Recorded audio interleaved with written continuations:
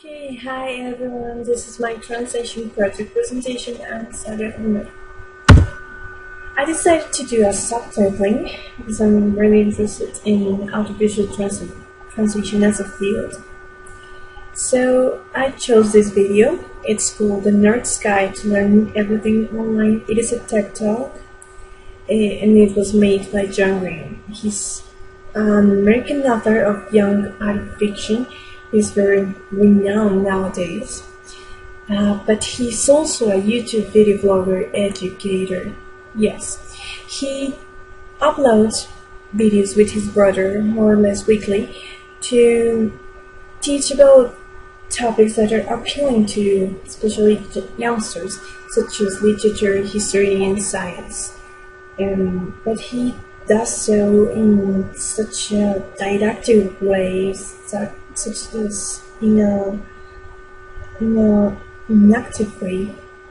Okay, he is very famous because of these two books, especially The Fault in Our Stars that was written in 2012 and Paper Towns. Both of them were made into a movie. The Fault in Our Stars was released last year and was a complete success.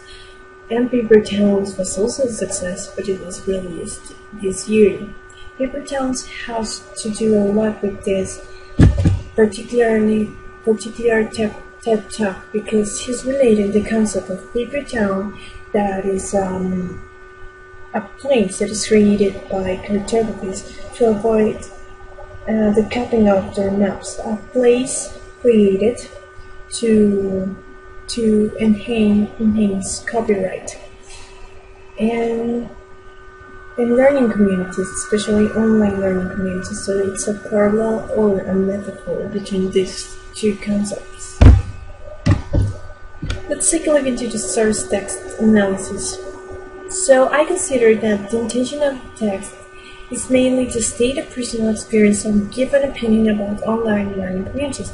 So the author is trying to relate his own experiences in learning communities when he was in high school and college, working for a magazine, and then when he became a writer, he stopped being in a learning community and how that made him very sad and very difficult for him to keep on learning without feeling miserable.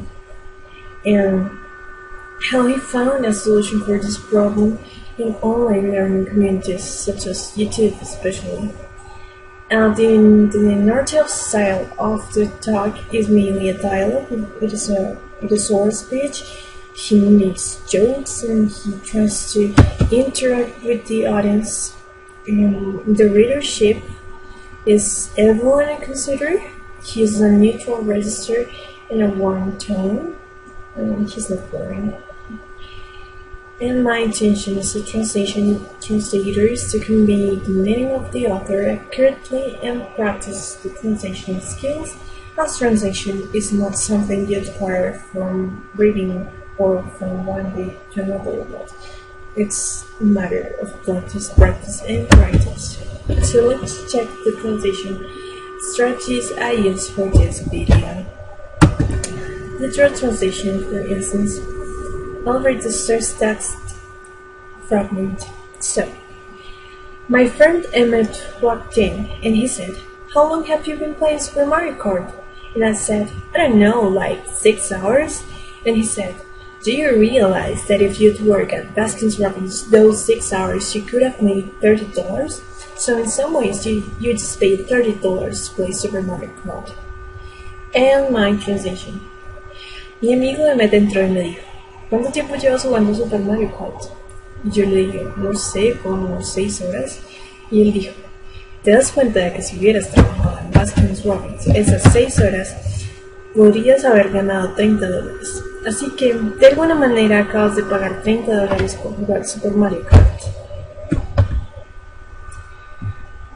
Okay, that's for literal translation. Now transposition. I read books about how the Uzbek people came to identity as Muslims. Leí libros sobre cómo los uzbecos llegaron a identificarse como musulmanes. He's considered that the transpositions in the word identify, or especially in the Caucasian, came to identity. So I translate that as llegar a identificarse.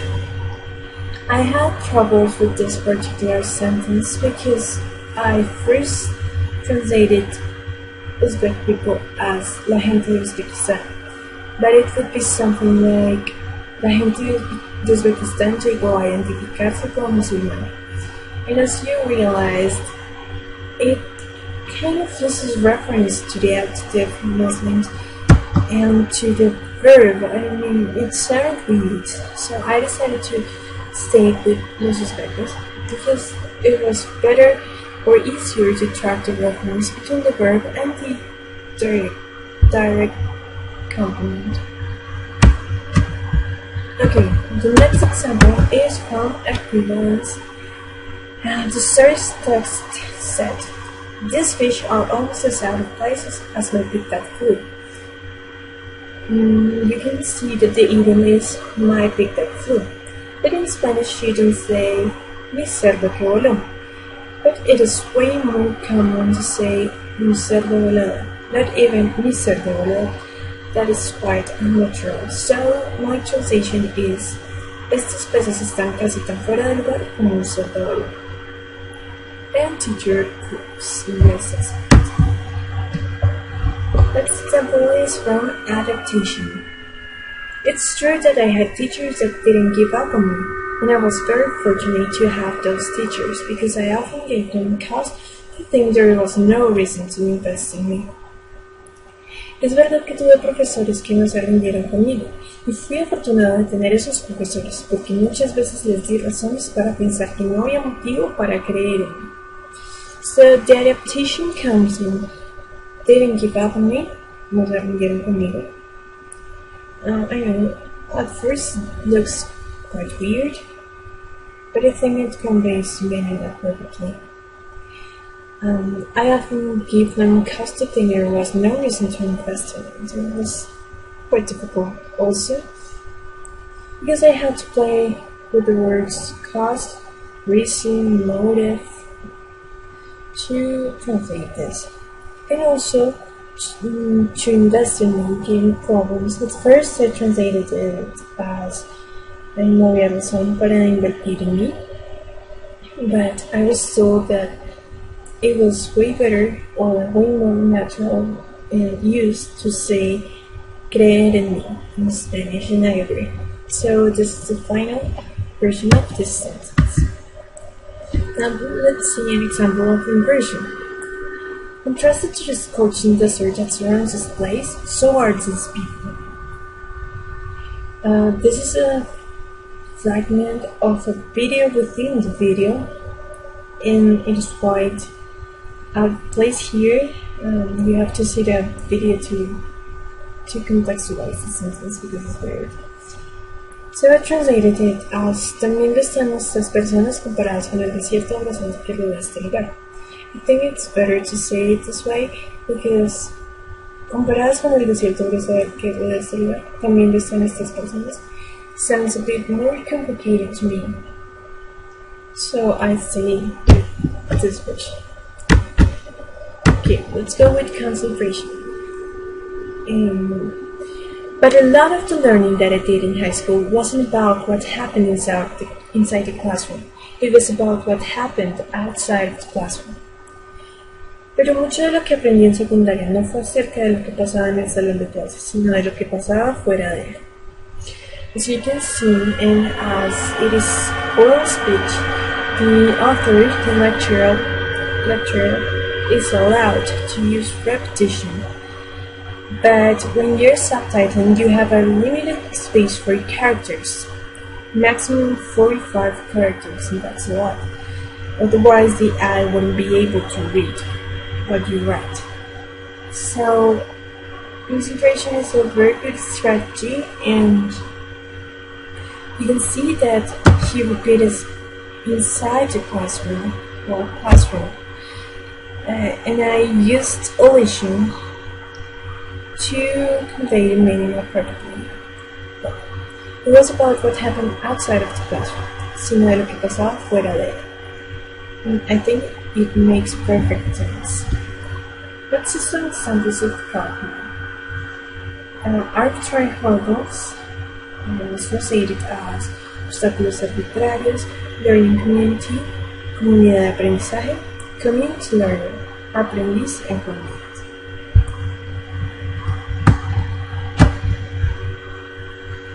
This other extract combines many techniques, and it's not even a whole sentence. So let's check. Not because I memorized Emily Dickinson in school when I was in high school, but because there was a girl when I was in high school, and her name was Amanda, and I had a crush on her. No porque haya memorizado a Emily Dickinson en secundaria, sino porque había una chica que se llamaba Amanda y yo estaba enamorado de ella. Okay, I used omission and imposition in this part in school when I was in high school, and I replaced it just by using secundaria because when you're in secundaria, you're implying that you're in school, so there's no need to repeat it. And it's conservation as well. And then he says again when I was in high school, and I decided to eliminate that as well, to omit that. And finally, there is an example of equivalence. And I had a crush on her, to have a crush on is equivalent for estar enamorado de. So yeah, that's an example of equivalence. Oh, and finally, there's an example of adaptation as well. There was a girl when I was in high school, and her name was Amanda. I adapted it to una chica que se llamaba Amanda.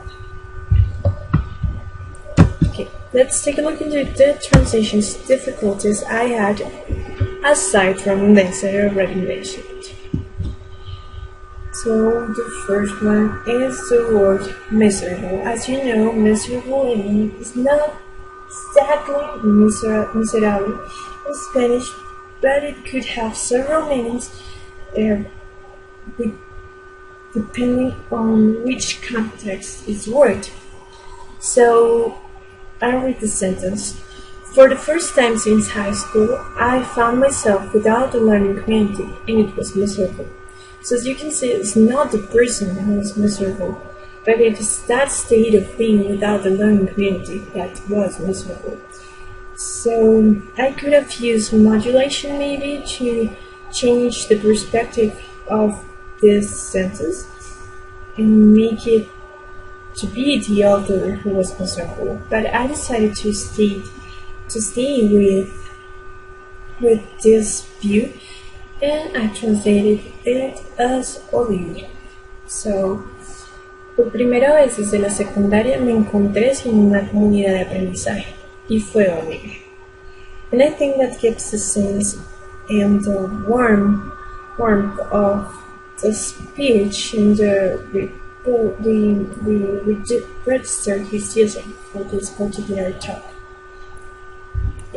The next one was this sentence. We turn the earth into a sandwich by having one person hold a piece of bread at one point on the earth, and on the exact opposite point of the earth have another person holding a piece of bread. As you can see, it is very, very repetitive and very long. So what I did was to have an assessment with the teacher because it was difficult, and we decided to use concentration and omission to make this meeting.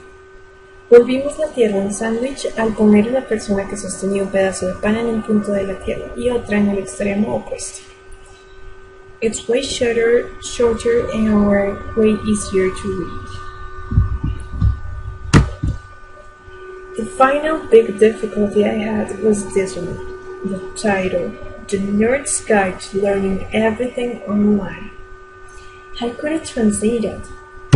La guía nerd para aprenderlo todo en línea, la guía de los nerds para aprender de todo en línea, la guía de los nerds para aprender de todo online, la guía NET para aprender de todo en línea? I know, I still don't know. But I thought that maybe the best option for this was to stick with the first option, la guía NET para aprender de todo en línea. So, thank you very much. Now, I will show you an extract of my subtitling. I hope you like it, and thank you for your attention.